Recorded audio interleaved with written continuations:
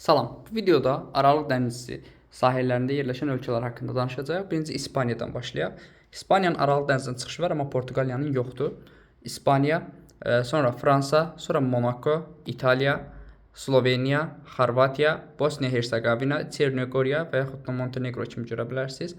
Albaniya, Yunanistan dövlətləri, həmçinin Asiyadan Türkiyə, Suriya, Livan, İsrail, Fələstinin Qəzza zolağının çıxışı var, amma Fələstin BMT tərəfindən müstəqil ölkə kimi tanınmır.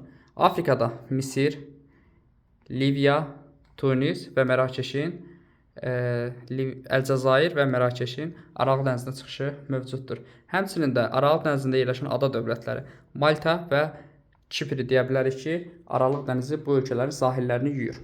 Aralıq dənizi içərisində bir sıra dənizlər mövcuddur. Məsələn, burada Tyrrhenian dənizi var ki, İtaliyanın sahillərini yuyur. Liguriya dənizi İtaliya, Fransa, Monakonun sahillərini yuyur. Adriatik dənizi İtaliya, Sloveniya, Xorvatiya, Bosniya-Herseqovina, Çernogoriya və yaxud da Montenegro və Albaniyanın sahillərini yuyur. Burada İon dənizi var, İtaliya və Yunanistanın sahillərini yuyur. Həmçində burada Egey dənizi var, Yunanistan və Türkiyənin sahillərini yuyur. Və beləliklə belə deyə bilirik ki, Yunanistan, Türkiyə, İtaliya sahilləri bir neçə dəniz suları ilə yuyulur. Yəni Aralıq dəniz sahili ölkələrindən bunu deyə bilərik. Həmçində Fransa üçün də eyni sözü deyə bilərik. Çünki burada Şimal dəniz, buradan isə Aralıq dəniz sahilləri yuyur. Eyni zamanda o sözü Misir üçün də deyə bilirik, İsrail üçün də deyə bilirik ki, sahilləri birdən artıq dəniz suları ilə yuyulur.